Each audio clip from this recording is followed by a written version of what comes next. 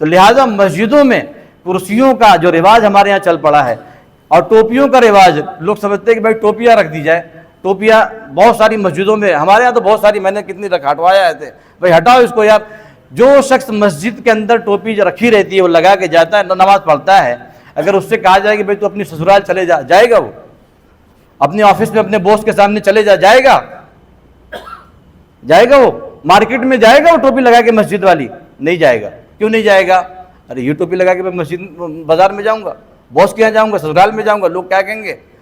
جس ٹوپی کو لگانے کے بعد آپ اپنے آپ کو کارٹون محسوس کر رہے ہوں، اس ٹوپی کو لگا کے آپ نماز اللہ کے سامنے پڑھیں گے، اللہ آپ سے خوش ہوگا۔ قرآن تو کہتا ہے خُذُوا زِینَتَکُمْ عِنْدَ کُلِّ مسجد، آپ جب مسجد کے اندر آؤ اچھا لباس پہن کے آؤ، اچھی ٹوپی لگا کے آؤ، نہیں تو بغیر ٹوپی کے پڑھ لو، نماز ہو جائے گی آپ کی۔ کم سے کم آپ کے اندر تو یہ تو نہیں رہے گا۔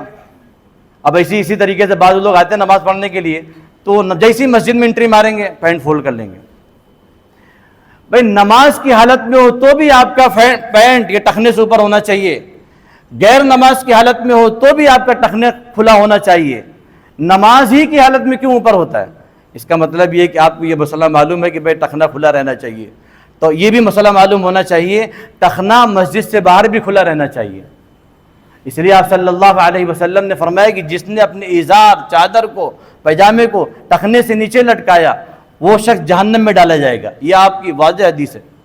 تو ہمیشہ یہ مسلمان کی شان ہے، کہیں بھی رہے جو آپ صلی اللہ علیہ وسلم کی سنت ہے اس کو مسلمان کو اپنانا چاہیے۔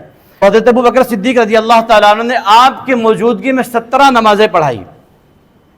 آپ صلی اللہ علیہ وسلم فجر کے وقت میں دیکھا کہ صحابہ کرام رضی اللہ عنہم اجمعین نماز کے لیے کھڑے ہیں۔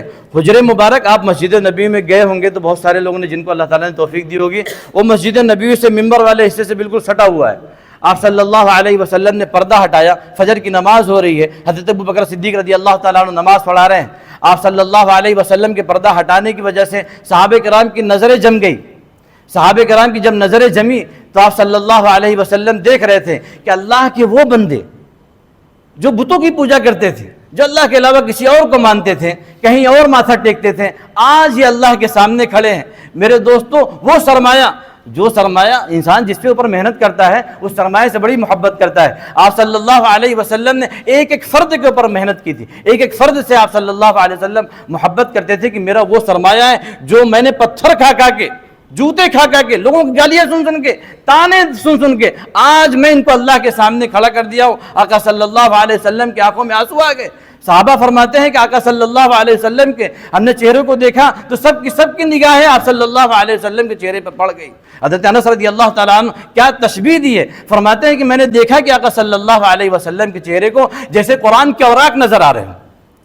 قرآن کے اوراق، کیا تشبیہ میرے دوستوں، کیا مشابہت آپ نے دی ہے حضرت انس رضی اللہ تعالیٰ عنہ نے۔ جس طریقے سے قرآن کے اوراق مقدس ہیں، جس طریقے سے قرآن کے اوراق بغیر وضو کے نہیں چھوئے جا سکتے، ایسے میرے آقا صلی اللہ علیہ وسلم کے چہرے انور بھی ہیں۔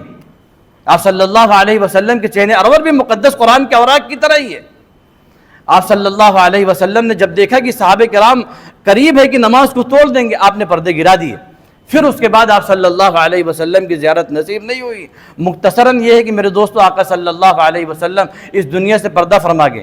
حضرت عبد الرحمن رضی اللہ تعالیٰ عنہ، حضرت ابوبکر رضی اللہ تعالیٰ عنہ کے صاحبزادے آپ صلی اللہ علیہ وسلم کے پاس آئے، ان کے ہاتھ میں مسواک تھی۔ آپ صلی اللہ علیہ وسلم کی نگاہیں مسواک کے اوپر ٹک گئی۔ حضرت عائشہ رضی اللہ تعالیٰ عنہ یہ مزاج شناس تھی، سمجھ گئی کہ آپ مسواک کرنا چاہتے ہیں، چونکہ کمزوری کی وجہ سے آپ چبا نہیں پا رہے تھے۔ آپ صلی اللہ علیہ وسلم سے مسواک لے کر حضرت عائشہ رضی اللہ تعالیٰ عنہ نے چبایا، اور چبانے کے بعد نرم کرنے کے بعد آپ صلی اللہ علیہ وسلم کے منہ میں مسواک کروایا۔ آپ صلی اللہ علیہ وسلم مسواک کا اتنا اہتمام فرماتے تھے، جب سو کے اٹھتے تھے تو بھی مسواک کرتے تھے، اور سوتے تھے تو بھی مسواک کرتے تھے، اور ہر نماز کے وقت مسواک کرتے تھے۔ اور آپ صلی اللہ علیہ وسلم نے فرمایا کہ جو نماز مسواک سے پڑھی گئی ہے 27 درجہ اس کا بلند ہو جاتا ہے، اس کو زیادہ ثواب ملتا ہے، کیونکہ سائنس یہ کہتی ہے انسان کے جسم میں جتنے اعضاء ہیں ان تمام اعضاء میں ایک ایسا سوراخ ہے جس کے ذریعے سے جراثیم، جس کے ذریعے سے بیماریاں وہ داخل ہو سکتی ہیں، نہ آنکھ سے، نہ کان سے، نہ کہیں سے کوئی بھی صرف منہ ایک ایسی چیز ہے انسانوں کے منہ میں وہ جراثیم جاتی ہے منہ کے ذریعے سے۔ اس لیے آقا صلی اللہ علیہ وسلم مسواک کا اتنا اہتمام فرماتے تھے. ایک شخص تھا وہ مسواک کی لکڑی یہاں لگائے ہوئے تھا, انٹرویو میڈیا والے لے رہے تھے, وہ مسواک کہا بھائی یہ لکڑی کیا لگائے ہو, کہ کس وجہ سے لگائے ہو, کیا ہے؟ اس نے جب فوائد گنوانا شروع کیا کہ مسواک کتنے فائدے ہیں, دانت صاف ہوتے ہیں, منہ صاف ہوتا ہے, بلغم صاف ہوتا ہے, سانس اچھی جاتی ہے, اور سب سے آخری جو سب سے بڑا فائدہ ہے, آقا صلی اللہ علیہ وسلم نے, ہمارے پیغمبر نے فرمایا کہ مرتے وقت اس کو کلمہ نصیب ہوتا ہے.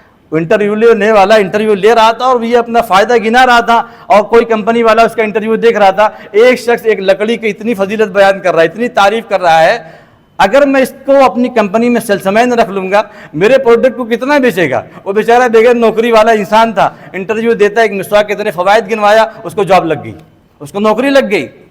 تو یہ ہوتا ہے میرے دوستو سنت پہ عمل کرنے کا. اللہ تعالیٰ مجھے بھی توفیق عطا فرمائے, مجھے بھی مسواک کرنے کی توفیق عطا فرمائے, آپ سب کو بھی توفیق عطا فرمائے.